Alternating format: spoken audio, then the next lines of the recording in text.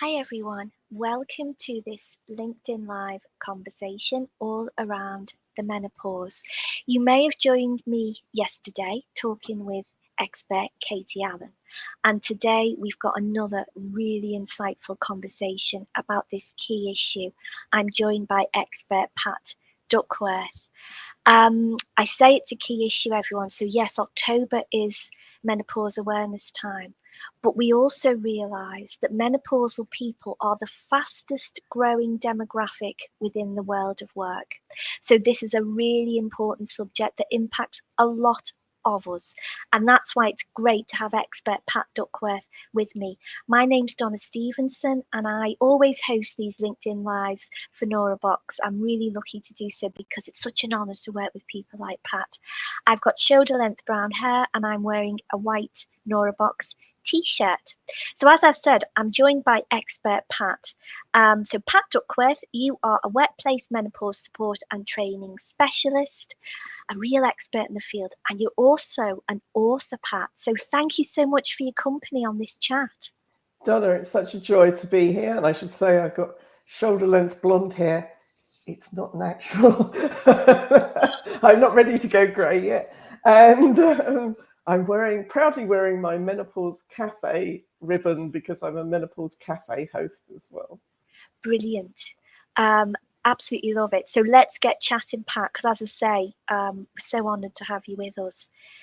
Let's go back to basics then. Tell me, Pat, why do you think more workplaces than ever are becoming more menopause aware these days? Why is this a thing now that we're talking a lot about?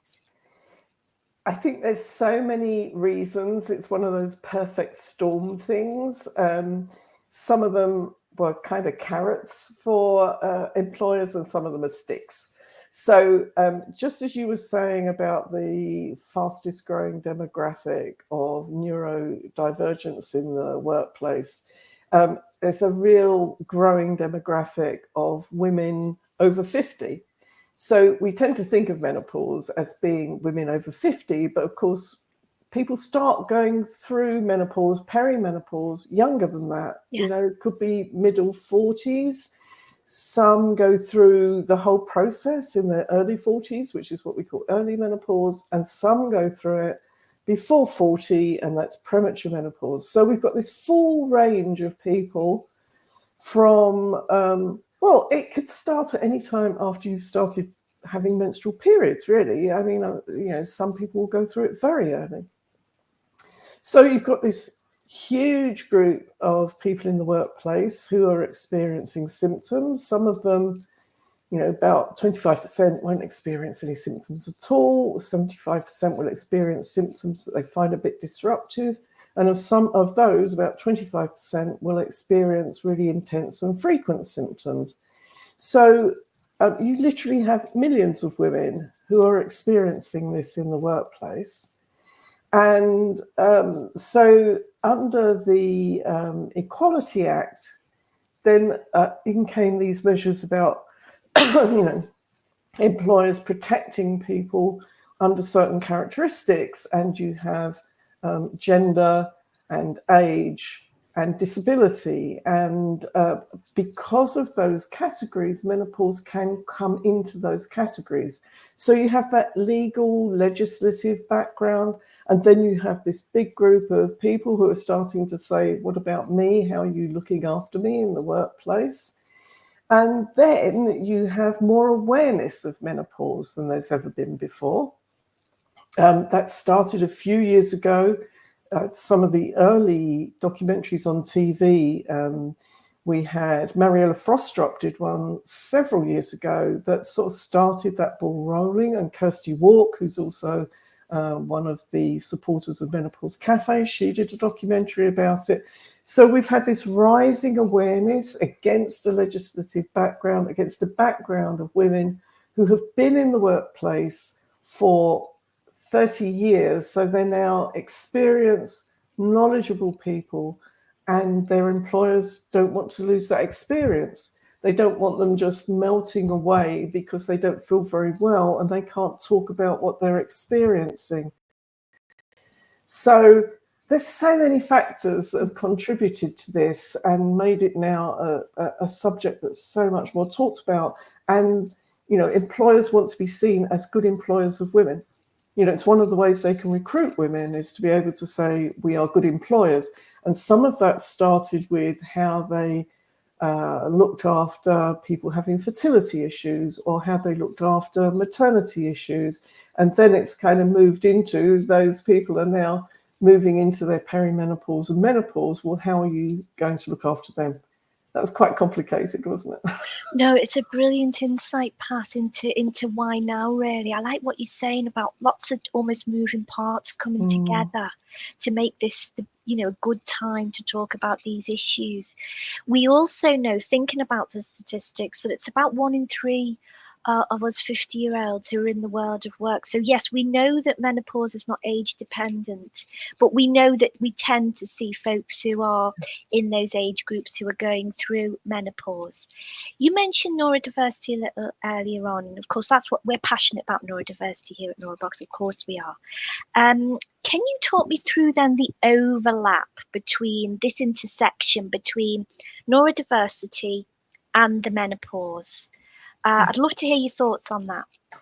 Yeah, well, in fact, me being here today kind of goes back several months to going to a Cambridge Network event where your colleague Deborah Leveroy was speaking about neurodiversity in the workplace. And I talked to her afterwards and said, there's so much overlap in what you're saying with what I talk about around menopause. And we also need to acknowledge that more women at midlife are now being recognized as having neurodifferences. So, and I think that's interesting. It's like, why now has that happened? And I think as you're coming into this 45 to 50 age range, and perhaps you're getting symptoms that you're getting brain fog and all sorts of things.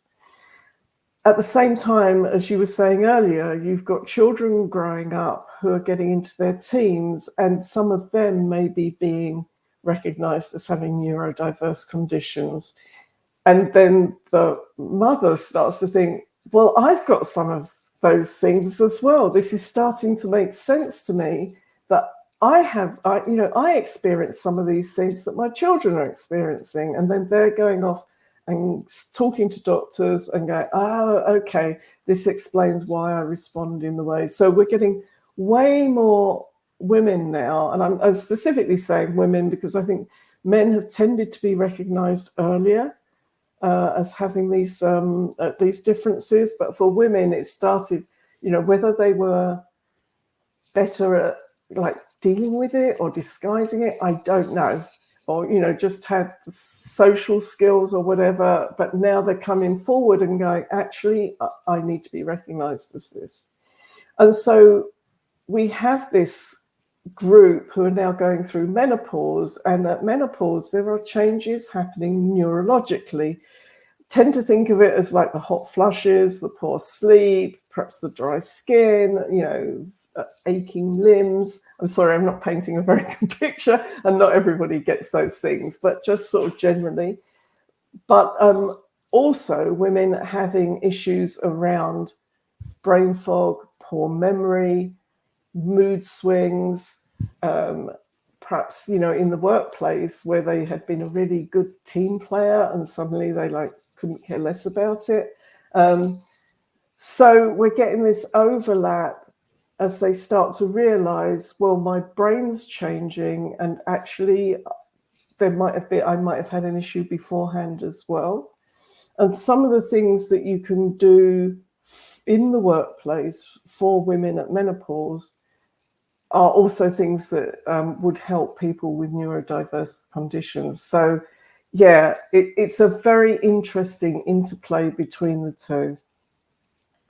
Thank you, Pat. It's really interesting for you to talk in that way. I think for maybe those listening who haven't thought of it in these ways, these intersectional links across in that way.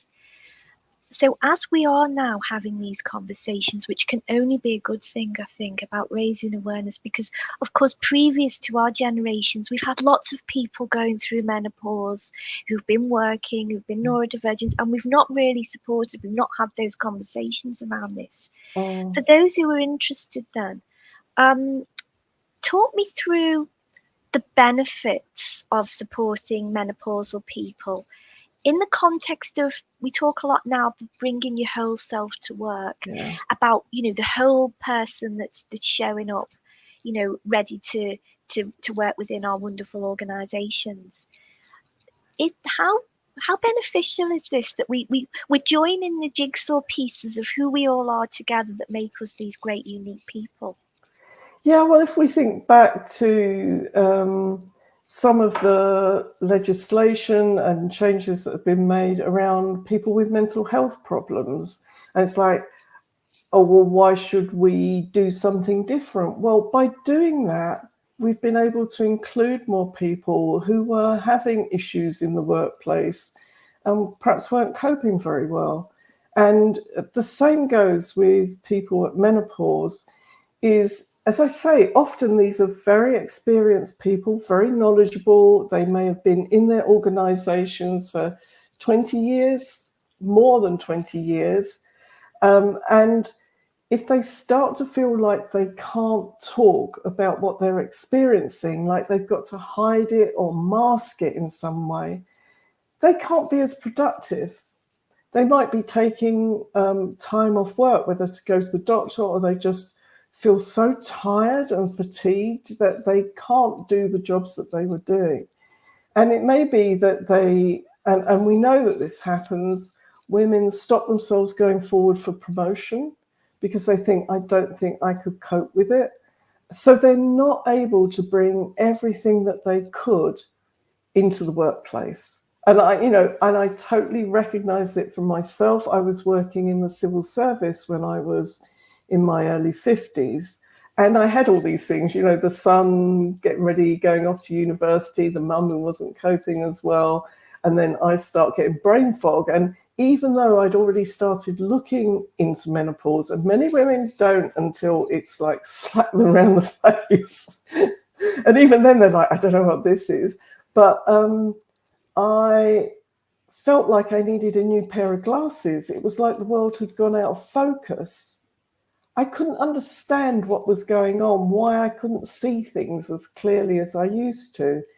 And at that stage, which is a few years ago now, I didn't know who I could talk to about it because I didn't really understand what was happening for me.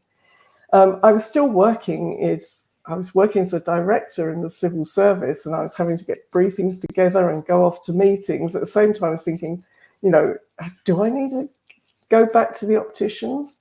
So if we can recognize what people are going through and then that they can talk about it. You know, if you can talk about what you're experiencing, then you can get some assistance. Or it may be that you don't even need any assistance. You just need somebody to understand that you feel a bit peculiar. And that would have enabled me to bring more of myself into the office, to be able to give more to the work that I was doing. Because as a lot of women do, I was trying to mask and cope rather than say, well, this is what I'm experiencing. And if I could just do this or I could just do that, I would feel better about it. So the sorts of things, the first thing is to have an open culture where you can talk about it. That's the most important thing. I mean, as I say, I've worked in big offices, in big organizations where somebody has said, you know, one of my managers said to me, oh, I've got an open door policy. Anybody can come to talk to me at any time. The reality was that his door was always shut. Yeah.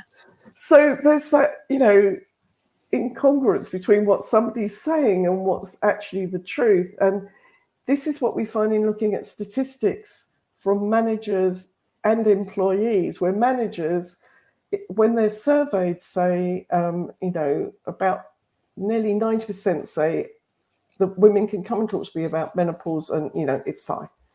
But if you look at the women who feel they can go and talk to their managers about menopause, it is a much lower percentage. You know, you're down in the 50% because they say, I don't feel I could talk to them. I don't feel it would be confidential. I feel embarrassed. You know, there's a whole bunch of reasons why they feel they can't go and talk to a manager. And it doesn't matter whether the manager is male or female. It's all about attitude.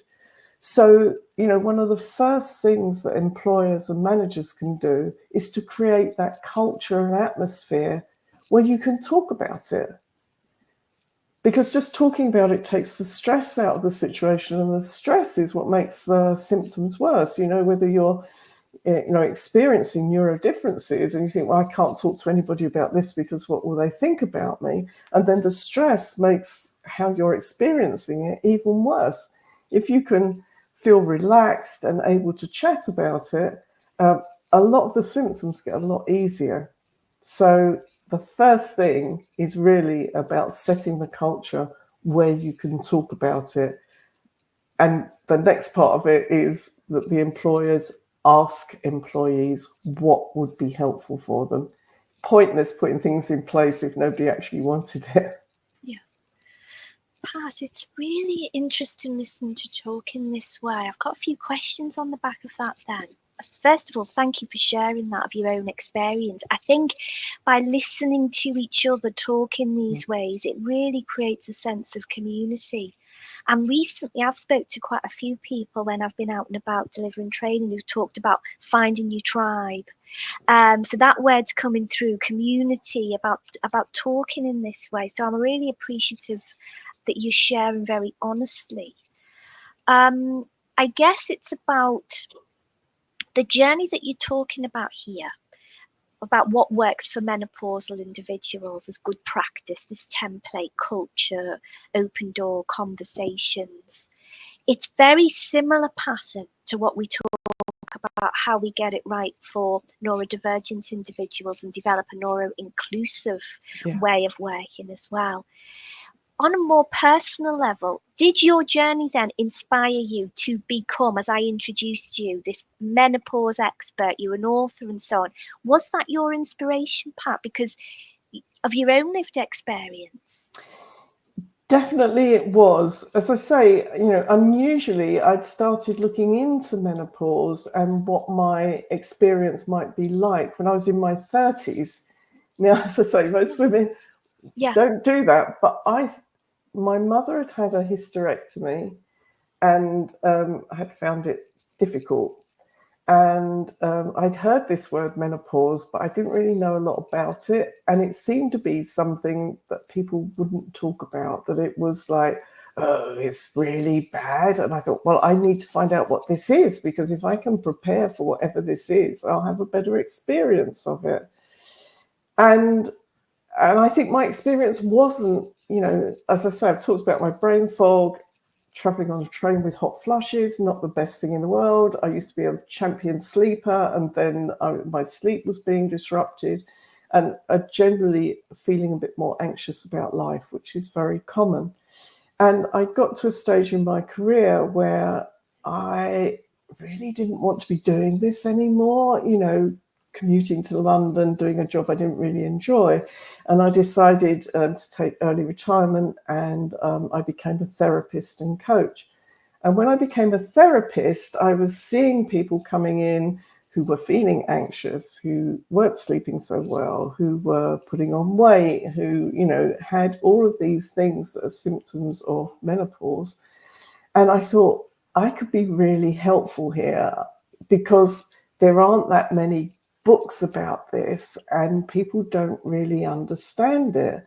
So I started off writing like a therapy book. Then I thought, no, it needs to be more than that. It needs to say, well, these are your medical treatment options. These are what the symptoms are. These are things you can do for yourself. Here's some nutrition advice. Here's some exercise. And these were all things that I'd learned along the way that I wanted to share with women and with men, for them to understand how they could be supportive as well. So yeah, that is what inspired me, was my own experience and journey through it. And then, well, how could I leverage that to help other women, to say, if you want to know more, here's a way of knowing more. Yeah, well, thank you, Pat, because it's from that that it gives the support and the inspiration for the rest of the community that's going through menopause at the moment. So thank you so much for everything you've done and continues to do. Really interesting talking about the manager with the open door. Some of my experiences over the years has been told by a manager that who's actually a very good manager in many ways, but when this particular conversation happened, I was told that they weren't great at women's problems. Yeah. And I think, I mean, that's wrong on so many levels because it's not just cisgendered women who go through menopause, of course. But yeah, it's wrong on so many levels beyond the words that were used at me. And I think it's this awareness that I hope is going to make the difference. And so that we're no longer faced with that kind of brick wall of, well, can you go and speak to a woman about this because I'm Yeah. not great at women's problems. It's all our issues, isn't it, across all our society, irrespective of gender in that way. With that in mind, then, and you talked so eloquently about the overlaps for neurodivergent individuals and menopausal individuals, because of course you can be neurodivergent and menopausal, of course you can. Talk me through then, for those who are listening to this, who are right there right now, neurodivergent, going through the menopause journey.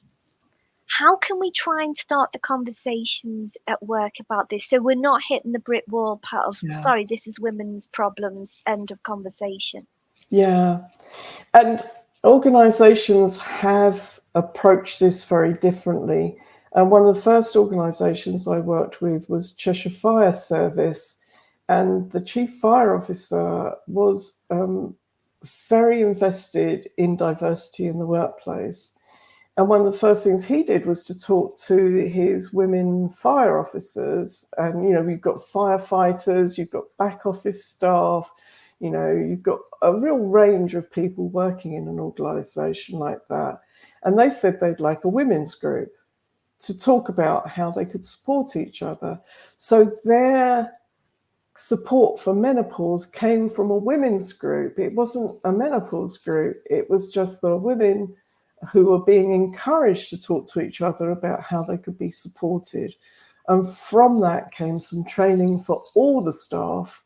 I stood in front of I've been in a fire station standing in front of a whole group of burly firefighters talking about menopause. And so that everybody would understand what it was about. So if it can start at that level from the very top, then you get a lot of buy-in underneath it. So if your chief fire officer is saying this is something that we talk about, and he actually had a T-shirt printed for himself that said, "Ask me about menopause," which I thought was the most amazing thing. What a message. Yeah. Yes, from somebody at that level. I've just got goosebumps thinking about it. Yes, it's brilliant. Somebody who's willing to sort of step forward and say, we're talking about this. And this was, probably about 8 years ago he did this. So well done him. Yeah. But then, everybody around him taking it on, and the women taking it on and saying, right, this is what we need. And then starting to say what their specific needs were, whether they were in a back office on the phones and they needed water, or if they were going out on a fire engine and they needed to take a pack with them with sanitary towels and stuff, because they were going to be out on the fire engine all day long and they couldn't be rushing back to pick up supplies. And even to the extent that their uniforms had quite high-waisted trousers and belts because they're adapted from men's uniforms, and at some times of the month their waist would be a different size. I think we know where I'm coming from here. Sometimes you get a bit bloated, and so they asked to be issued with a second pair of trousers that were a bit bigger than the first pair. This is so simple and practical, but because they were willing to talk about it, and the managers at all levels were willing to make those adjustments, were willing to say, well, that sounds quite reasonable. I had no idea you needed 2 pairs of trousers. So sometimes it comes from the top. Sometimes it can come from an HR department, somebody in the HR department, whether they're a man or a woman, who recognizes this and says, well, puts it up to management. We need to be talking more about this and how we can help people. I did do some training for another company, which was a very male-dominated company, but the managers, one of the senior managers' own wives was having problems with her menopause. And so he said, I think this is something we should talk about and we should look at how we support people. If you're not in that sort of a culture, then you need to gain allies. And if you might need to find an ally at a higher level in the organization who's willing to put this forward to management, that it's something that needs to be talked about. So you might feel a bit on your own talking about it.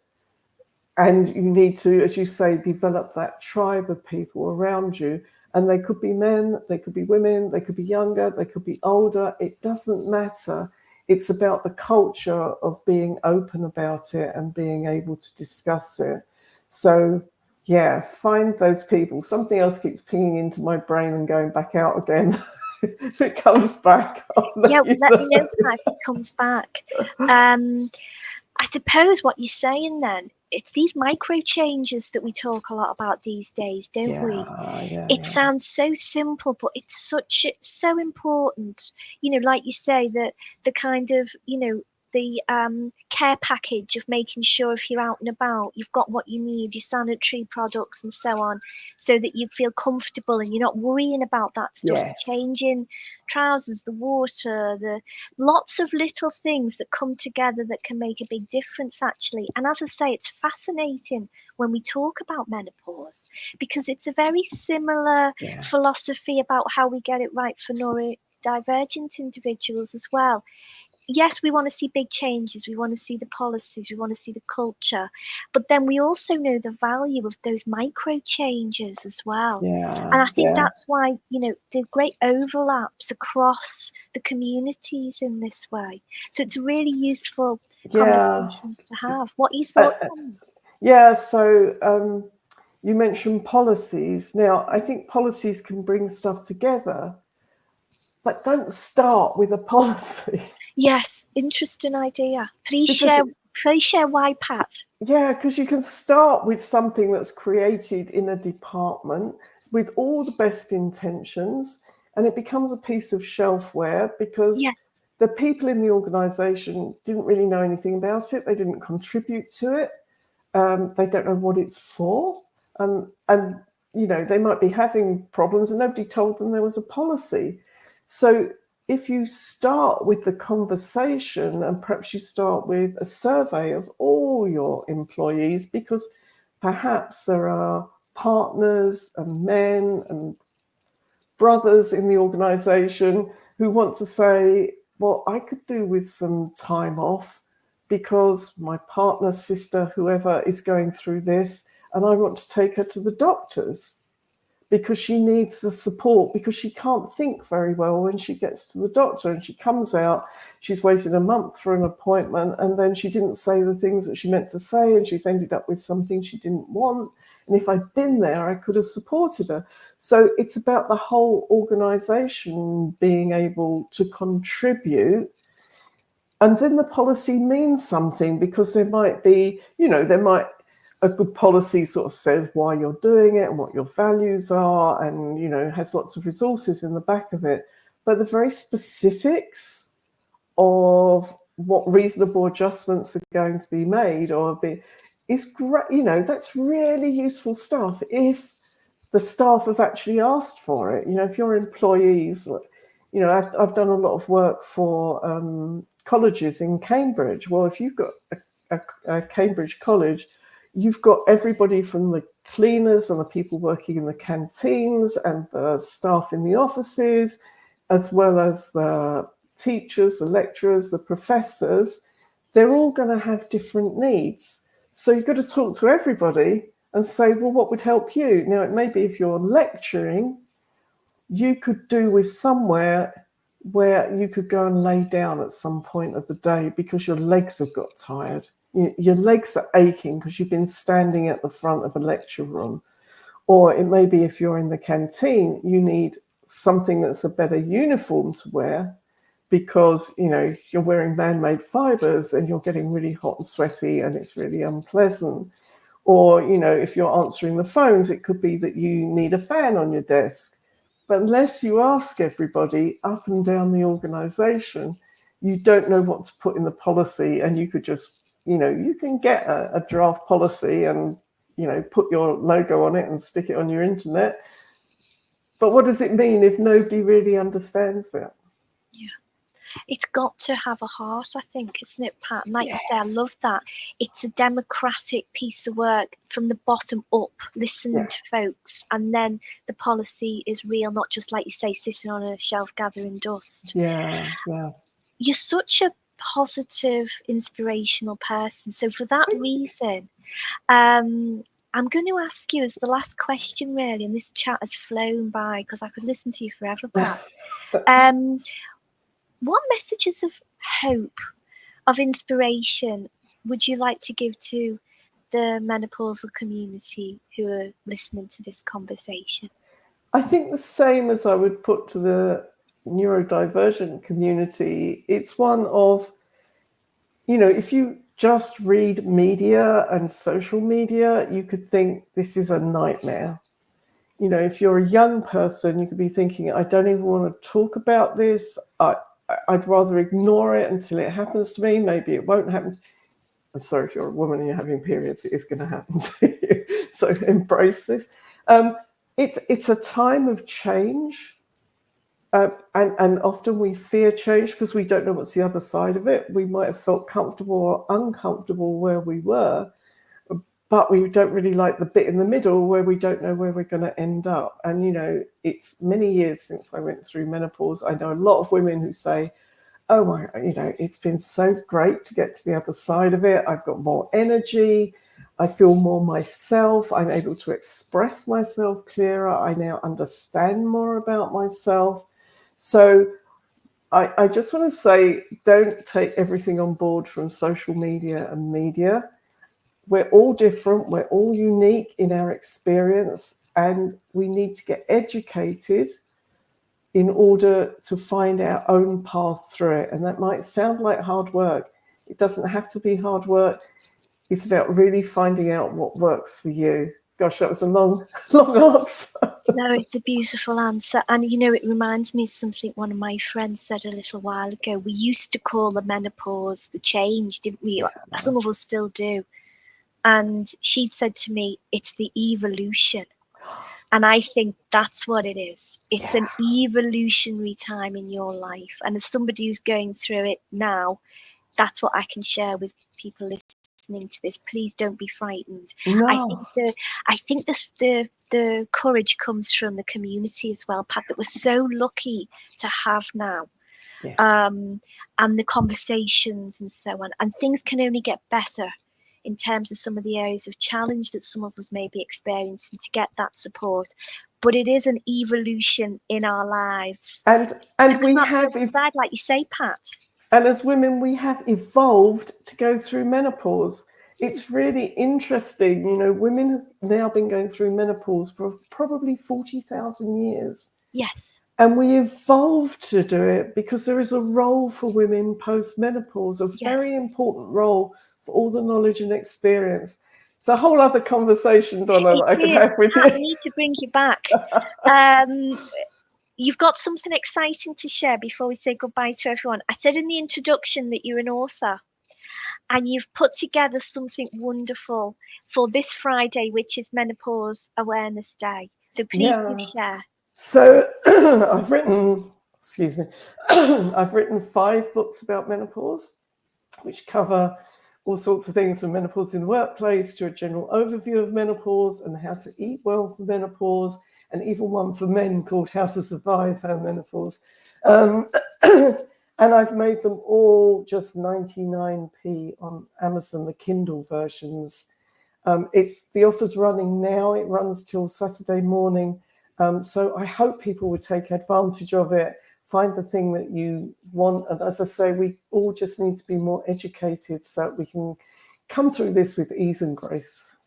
Thank you, Pat. And what an offer. So just to clear, people can go on to Amazon.